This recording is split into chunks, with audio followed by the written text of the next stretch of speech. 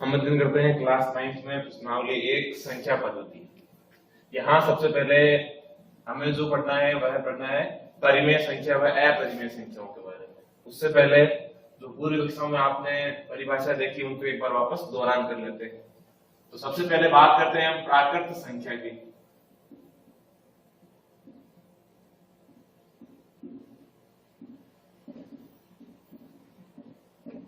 प्राकृत संख्याएं क्या होती है? संख्या रेखा पर ऐसी संख्याएं जो शून्य से प्रारंभ होकर, ये शून्य नहीं एक से, शून्य से प्रारंभ होती है पूर्ण संख्याएं। प्राकृत संख्याएं एक से प्रारंभ होकर संख्या रेखा के दाईं ओर अनंत तक चले। मतलब जो एक से प्रारंभ होकर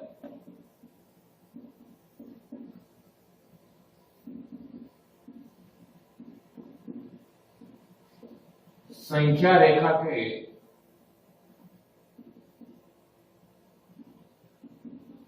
दाईं ओर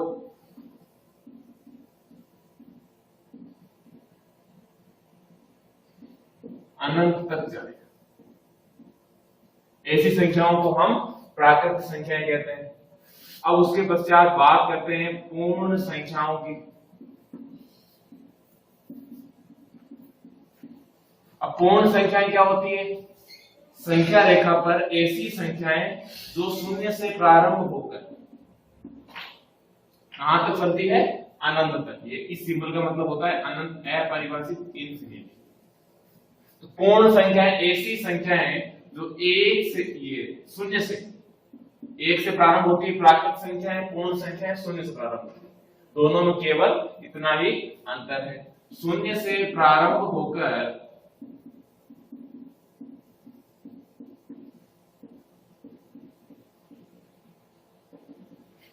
संख्या रेखा के दाईं ओर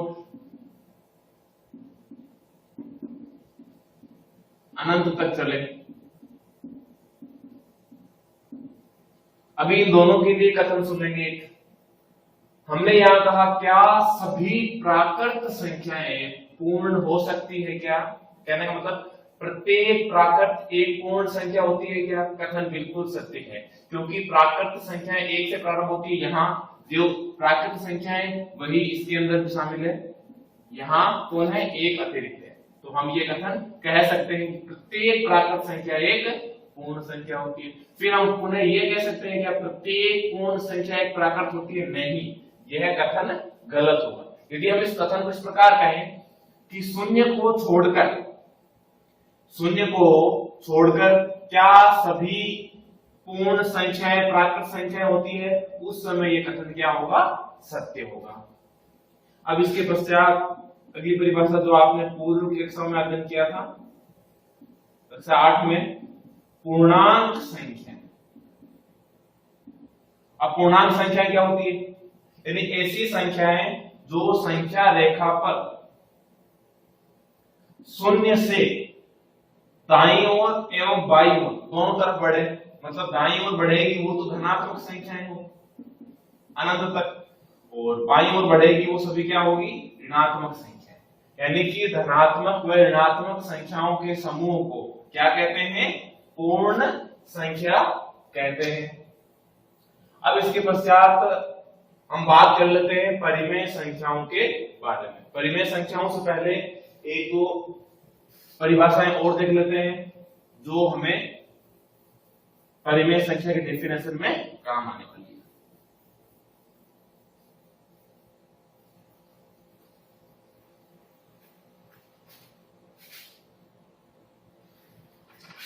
यहां हम बात करते हैं भाज्य संख्याओं की।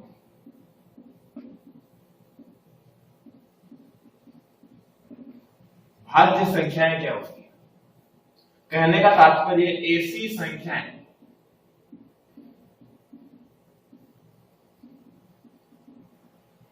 जिनमें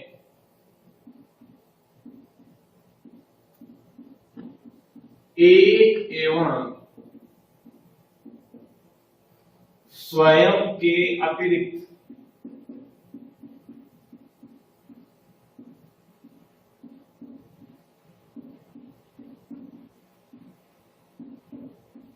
अन्य संख्याओं का भी भाग जाए या भाज्य हो, या हम कह सकते हैं अन्य संख्याओं से भी क्या हो, भाज्य हो।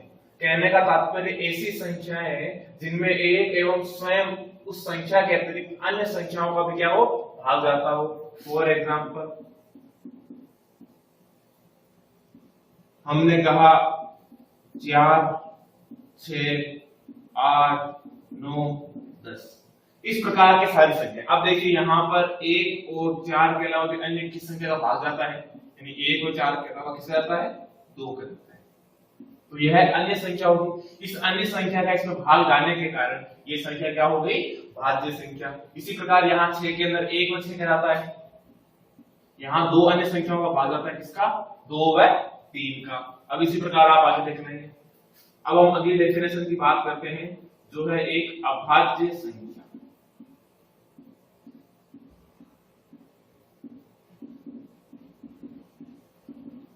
अभाज्य संख्याएं क्या होती है, ऐसी संख्याएं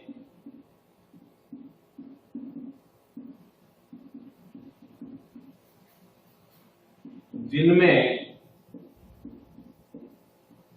एक एवं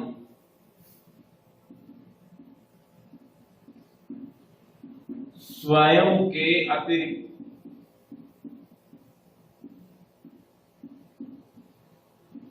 अन्य किसी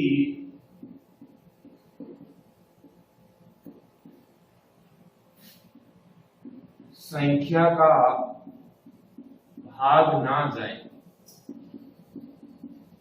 कहने का तात्पर्य ऐसी संख्याएं जिनमें एक एवं स्वयं के अतिरिक्त अन्य किसी संख्या का भाग नहीं जाए। तो फॉर एग्जाम्पल हम कह सकते हैं 2, 3, 5, 7, 11, 13, 17 इस प्रकार की कई अन्य संख्याएं भी हो सकती है। अब यह सभी संख्याएं क्या होगी, अभाज्य संख्याएं। तो एक बार पुनः सुन लेंगे, यानी जिसके अंदर एक, अब देखिए इसके 2 का मिलकर भाग जाता है, एक तो 1 का जाता है और एक 2 का जाता है।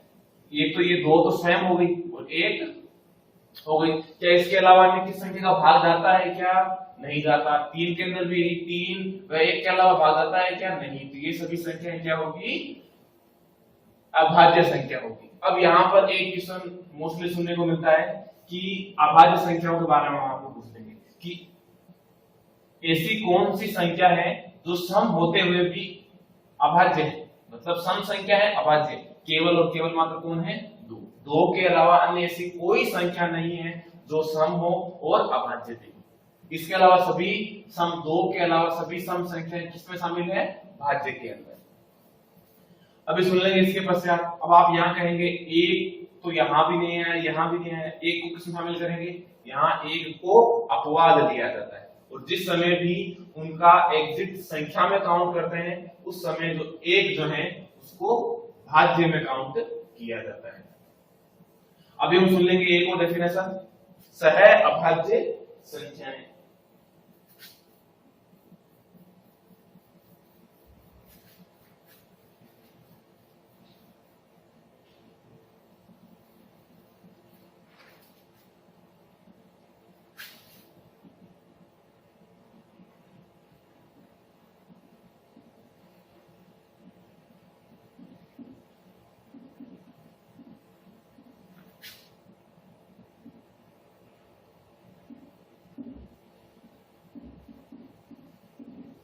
तो सह अभाज्य संख्याएं क्या होती है, ऐसी संख्याएं,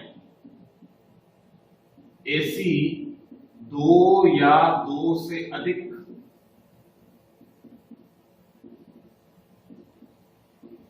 ऐसी 2 या 2 से अधिक संख्याएं जिनका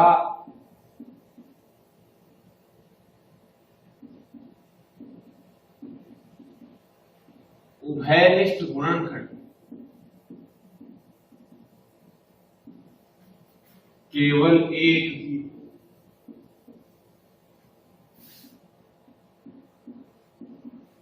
यानी कि उभयनिष्ठ गुणनखंड जो है एक के अलावा अन्य कोई संख्या नहीं हो तो ऐसी संख्या क्या कहलाएगी, सह अभाज्य संख्या। अब यहाँ यह आवश्यक नहीं है कि वो संख्या क्या हो, अभाज्य। फॉर एग्जाम्पल हम एक सरल भाषा में भी यूं भी कह सकते हैं कि ऐसी संख्याएं जिनका HCF क्या प्राप्त होता हो आपको 1। अब ऐसी कौन सी संख्या है जिनका HCF ध्यान में, महत्तम,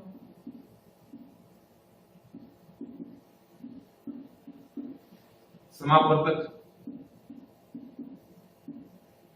यानी हाईएस्ट कॉमन फैक्टर।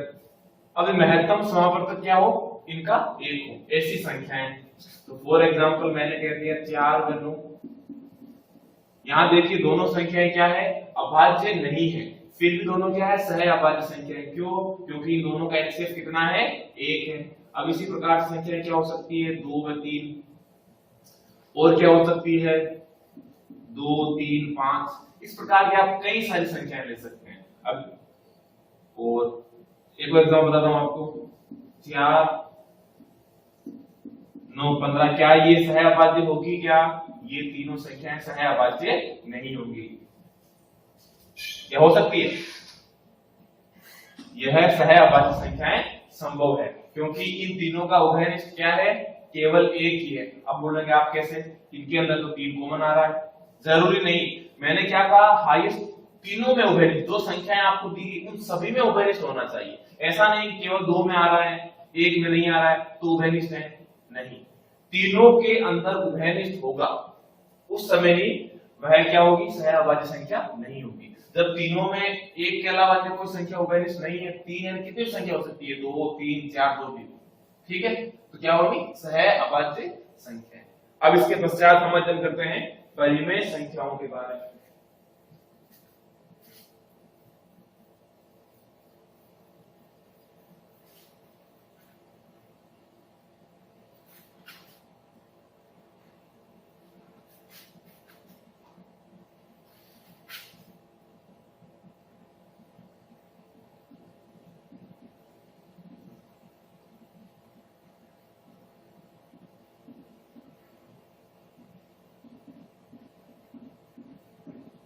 परिमेय संख्या, परिमेय संख्या क्या होती है, ऐसी संख्याएं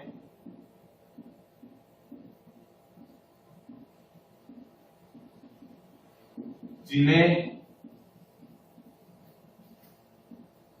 P बटा Q, जहां Q नॉट इक्वल 0 यानी Q 0 नहीं होना चाहिए, के रूप में लिख सके,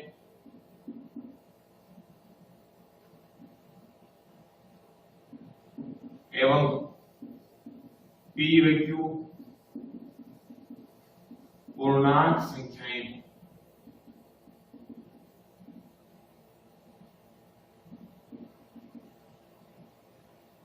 कहने का तात्पर्य है कि ऐसी संख्याएं जिन्हें P बटा Q के रूप में लिख सको और Q कभी भी 0 नहीं होना चाहिए, क्योंकि कभी भी आप किसी संख्या के अंदर 0 का जब भी भाग लगाएंगे तो उसकी वैल्यू जो है वह आती है अनंत, इन्फिनिटी, और इसीलिए यह अपरिभाषित हो जाता है कथन। तो कथन अपरिभाषित नहीं होना चाहिए, इसके लिए क्या करना है आपको, Q की वैल्यू कभी भी 0 नहीं आनी चाहिए। अब 0 के अलावा Q की वैल्यू आप कुछ भी रख सकते हैं, धनात्मक व ऋणात्मक। यहाँ एक कथन और साथ में हम ऐड कर लेंगे कि P व Q दो सह अभाज्य संख्या हो।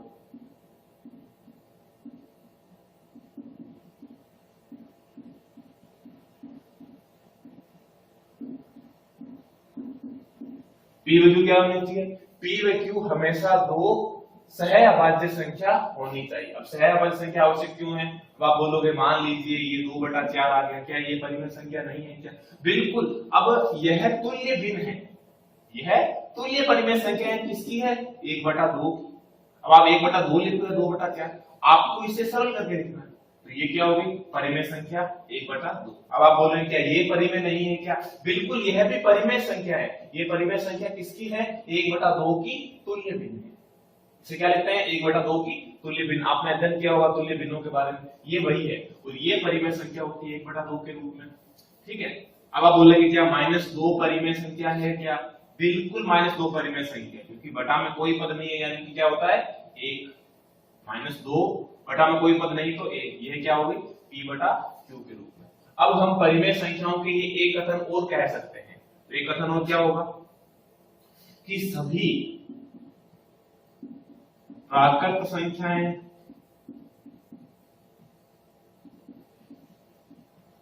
पूर्ण संख्याएं पूर्णांक संख्या, सभी प्राकृत संख्या, पूर्ण संख्या एवं पूर्णांक संख्याएं हमेशा परिमेय संख्या होगी। यानी कि प्रत्येक प्राकृत परिमेय होगी, प्रत्येक पूर्ण परिमेय होगी, प्रत्येक पूर्णांक परिमेय होगी, लेकिन प्रत्येक परिमेय प्राकृत पूर्ण पूर्णांक हो यह आवश्यक नहीं है। इस बात का विशेष ध्यान रखेंगे। अब इसके पश्चात हमारा जो अंतिम जो टॉपिक है उसके बारे में देख लेते हैं, अपरिमेय संख्या।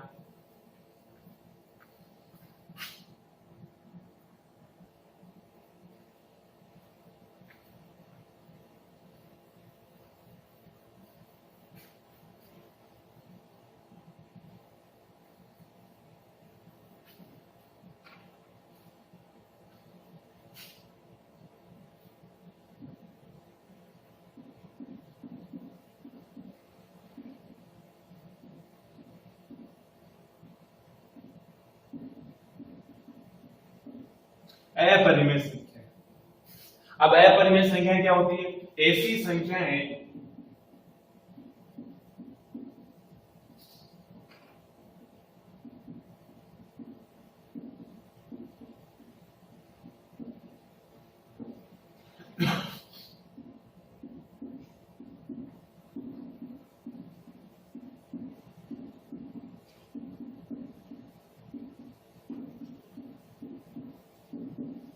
यानी ऐसी संख्याएं जिन्हें हम क्या p बटा q के रूप में नहीं लिख सके। अब ऐसी संख्याएं कौन सी होगी जिनको आप p बटा q के रूप में लिख सकते हैं?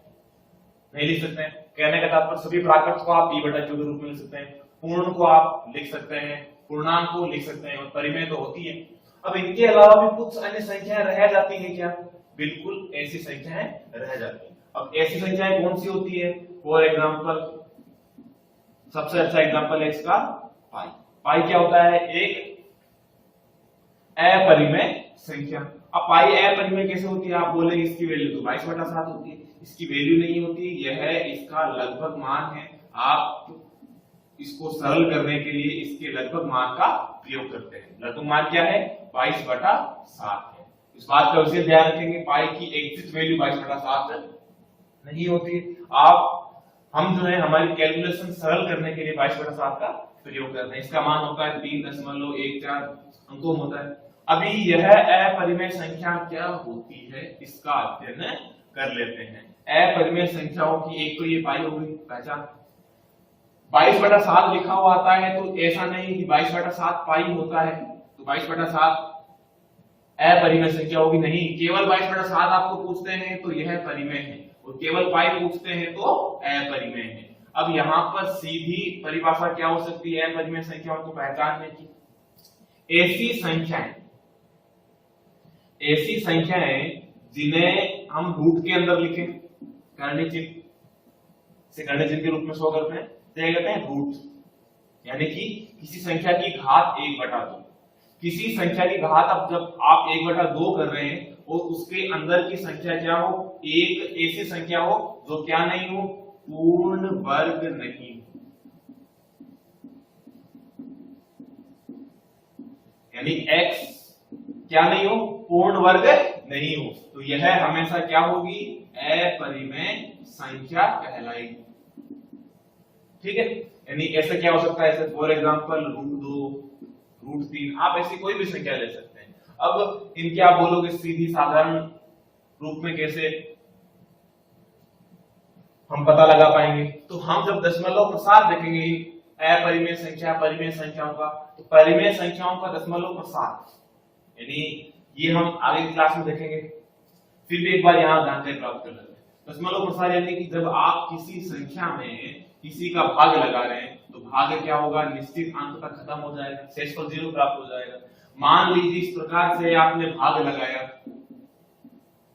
शेषफल 0 नहीं हुआ, लेकिन शेषफल व भागफल दोनों की क्या होगी, पुनरावृत्ति होगी। मतलब पहले क्या था, भाग खत्म हुआ था तब भी परिमेय, जब भाग खत्म नहीं हुआ, भागफल की पुनरावृत्ति हो रही, शेषफल की पुनरावृत्ति हो रही, तब भी क्या होगी, परिमेय।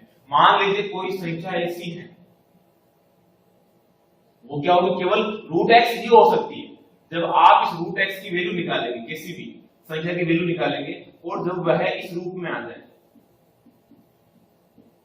मतलब किसी की निश्चित रूप से पुनरावृत्ति नहीं हो, किसी संख्या की निश्चित रूप से पुनरावृत्ति कब नहीं होगी, केवल संख्या रूट के अंदर क्या हो, पूर्ण वर्ग नहीं हो। वरना आप देखो ना, कितनी बड़ी से बड़ी संख्या हुई थी, वो p बटा q के रूप में है, तो उसकी पुनरावृत्ति निश्चित रूप से होगी, या तो सिर्फ पूरा भाग चला जाएगा, या फिर उसमें किसी निश्चित भागफल व शेषफल की पुनरावृत्ति होगी। ऐसा नहीं है कि p बटा q के रूप में भी हो, पुनरावृत्ति भी नहीं हो, एक संख्या संभव ही नहीं है। हो सकता है कि इसमें जो भागफल है कई अंकों तक चले, 15-20 अंकों तक चले, उसके बाद पुनरावृत्ति हो सकता है, संभव है, पर ऐसा बिल्कुल संभव नहीं है कि उनकी पुनरावृत्ति नहीं हो। यदि वे p बटा q के रूप में है तो उनकी पुनरावृत्ति होगी। यह हम आगे कक्षाओं में जो आएगा, हमारा जो वीडियो आएगा, हम उसमें इस बात का अध्ययन कर लेंगे।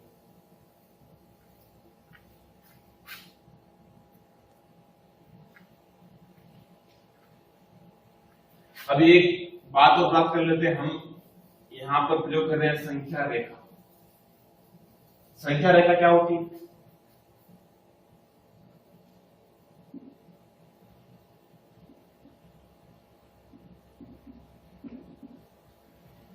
यानी कि इस रेखा पर आप सभी वास्तविक संख्याओं को प्रदर्शित कर सकते हैं। वास्तविक संख्याओं को उनकी स्थिति दर्शाने के लिए किसका प्रयोग करते हैं, हम संख्या रेखा का प्रयोग करते हैं। और वास्तविक संख्याएं कौन कौन सी होती है, हमने अभी तक जो अध्ययन किया है वह सारी संख्याएं कैसी है, यदि सभी परिमेय की बात करेंगे तो सारी संख्या आ जाएगी उसके अंदर, पूर्णांक, पूर्ण, प्राकृत जो भी है। अब उसके पश्चात दूसरी कौन सी है, अपरिमेय। संख्या रेखा पर क्या होती है, वास्तविक संख्या कौन सी होगी, परिमेय व अपरिमेय। और संख्या रेखा पर हम परिमेय व अपरिमेय संख्याओं को दर्शा सकते हैं। यह मेथड जो है हम आगे वाली इस प्रश्नावली के अंदर इस बारे में अध्ययन कर रहे हैं कि परिमेय संख्याओं को संख्या रेखा पर कैसे दर्शाते हैं, अपरिमेय संख्याओं को कैसे दर्शाते हैं। तो सभी वास्तविक संख्याएं होती है। अब आप बोलो काल्पनिक संख्याएं कौन सी होती है, काल्पनिक संख्याएं यानी काल्पनिक संख्या यानी ऐसी संख्याएं जिनकी केवल मात्र कल्पना की जाती है, वास्तव में वह संभव नहीं है, तो कहते हैं इमेजिनेशन संख्या। अब ऐसी संख्या कौन सी होती है, वर्गमूल के अंदर जब भी कोई संख्या किस रूप में हो, ऋणात्मक के रूप में हो। वर्गमूल में कोई भी संख्या ऋणात्मक के रूप में होती है तो माइनस की घात जो है आप कभी आधी नहीं कर सकते हैं। तो वर्गमूल के अंदर सभी ऋणात्मक संख्याएं क्या कहलाएगी, काल्पनिक संख्याएं कहलाएगी। इस बात का विशेष ध्यान रखेंगे।